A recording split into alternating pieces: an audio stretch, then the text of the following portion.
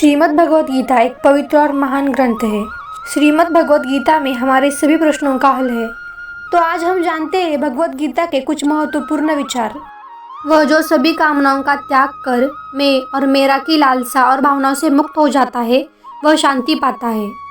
जो शोक के योग्य नहीं, उसके लिए तुम शोक करते हो तो भी बुद्धि की बातें करते हो।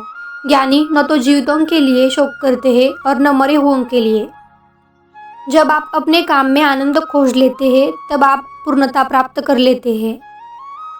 मेरा, तुम्हारा, छोटा, बड़ा, तुम्हारा, पराया मन से मिटा दो, फिर सब तुम्हारे हैं, तुम सबके हो। इतिहास कहता है कि कल सुख था, विज्ञान कहता है कि कल सुख होगा, लेकिन धर्म कहता है कि मन सच्चा हो और हृदय अच्छा हो तो हर दिन सुख होगा। जीवन न तो भविष्य में है और न ही अतीत में, जीवन तो केवल इस क्षण में है, अर्थात इस क्षण का अनुभव ही जीवन है। आज जो तुम्हारा है पहले किसी और का था और भविष्य में किसी और का होगा। परिवर्तन ही संसार का नियम है। जो लोग मन को नियंत्रित नहीं करते, उनके लिए यह एक दुश्मन की तरह काम करता है। एक व्यक्ति जो कुछ भी चाहता है वह बन सकता है, यदि वह विश्वास के साथ उस चीज़ पर चिंतन करता है जो वह चाहता है। मनुष्य अपने विश्वास से निर्मित होता है। जैसा वह विश्वास करता है वैसा वह बन जाता है। अपने अनिवार्य काम करो, क्योंकि काम करना वास्तव में निष्क्रियता से बेहतर है। फल की इच्छा छोड़कर कर्म करने वाला व्यक्ति अपने जीवन को सफल बनाता है। सज्जन अच्छे आचरण वाले सज्जनों के बीच रहना चाहते हैं। नीच लोग केवल नीच लोगों में रहना चाहते हैं। जिसके स्वभाव से जो प्रवृत्ति उत्पन्न हुई है वह उस प्रवृत्ति को नहीं छोड़ती। दिव्य धन वाले व्यक्ति में भय का पूर्ण अभाव और सभी के लिए प्रेम की भावना होती है। जो होने वाला है वह होकर ही रहता है और जो नहीं होने वाला वह कभी नहीं होता। जिसकी बुद्धि में ऐसा संकल्प होता है वह कभी चिंता नहीं करता। किसी और के जीवन की नकल करके पूरी तरह से जीने की तुलना में स्वयं को जानकर अपूर्ण रूप से जीना कहीं अधिक बेहतर है। समय से पहले और भाग्य से अधिक किसी को कुछ प्राप्त नहीं होता। अच्छे काम करने के बावजूद लोग आपके बुरे कामों को ही याद रखेंगे। इसलिए लोग जो कहते हैं उस पर ध्यान न दें, अपना काम करते रहे। जो लोग बुरे कर्म करते हैं, सबसे नीच लोग जो असुरी प्रवृत्ति के हैं और जिनकी बुद्धि माया द्वारा भस्म हो गई है, वे मेरी पूजा नहीं करते या मुझे प्राप्त करने का प्रयास नहीं करते। ऐसा कुछ भी नहीं है, चेतन या अचेतन, जो मेरे बिना अस्तित्व में हो सकता है। जो लोग इस ज्ञान में विश्वास नहीं करते हैं, वे मुझे प्राप्त किए बिना जन्म और मृत्यु के चक्र का पालन करते हैं। जिसने मन जीत लिया है, उसने पहले ही परमात्मा को प्राप्त कर लिया है, क्योंकि उसने शांति प्राप्त कर ली है। ऐसे व्यक्ति के लिए सुख और दुख, ठंड और गर्मी और मान और अपमान एक ही समान है। किसी ज़रूरतमंद व्यक्ति को बिना किसी हिचकिचाहट के जो दान कर्तव्य के रूप में दिया जाता है, वह सात्विक माना जाता है।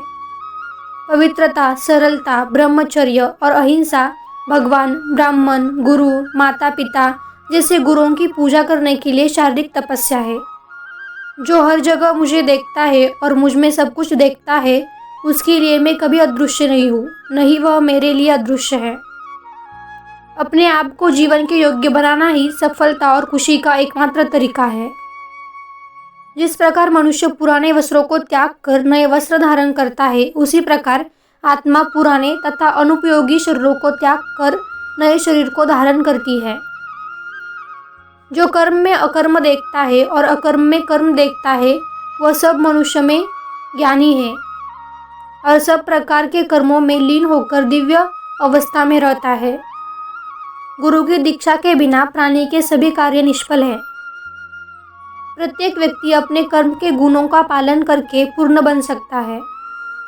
यज्ञ, दान और तपस्या के कर्मों को कभी नहीं छोड़ना चाहिए, उन्हें हमेशा संपन्न किया जाना चाहिए। जो मनुष्य न तो कर्मों के फल की इच्छा करता है और न ही कर्म के फल से घृणा करता है, वह सन्यासी कहलाता है। जो व्यक्ति अपने कर्मों के परिणाम के प्रति आश्वस्त है और जो अपने कर्तव्य का पालन करता है, वही सच्चा योगी है। जब भी और जहाँ भी अधर्म बढ़ेगा, मैं धर्म की स्थापना के लिए अवतार लेता रहूँगा। मैं हर युग में भक्तों को बचाने, दुष्टों को नष्ट करने और धर्म को फिर से स्थापित करने के लिए प्रकट होता हूँ। जो लोग निरंतर भक्ति के साथ मेरी पूजा करते हैं, मैं उनकी ज़रूरतों को पूरा करता हूँ और उनके पास जो कुछ भी है उसकी रक्षा करता हूँ। कमजोरी ईश्वर द्वारा दी जाती है, लेकिन मर्यादा मनुष्य के अपने दिमाग से बनाई जाती है। भय होने से भविष्य के दुखों को नहीं रोका जा सकता। भय केवल आने वाले दुख की कल्पना करना है। क्रोध से भ्रम उत्पन्न होता है, भ्रम से बुद्धि व्यग्र हो जाती है। जब बुद्धि व्यग्र हो जाती है तब तर्क नष्ट हो जाता है। जब तर्क नष्ट हो जाता है तब व्यक्ति का पतन हो जाता है। जिसने जन्म लिया है उसकी मृत्यु निश्चित है और मृत्यु के बाद पुनर्जन्म निश्चित है। दूसरों के साथ वैसा व्यवहार न करें जैसा आप दूसरों के व्यवहार को पसंद नहीं करते हैं। मानव कल्याण भगवद गीता का मुख्य उद्देश्य है, इसलिए मनुष्य को अपने कर्तव्यों का पालन करते हुए मानव कल्याण को प्राथमिकता देनी चाहिए।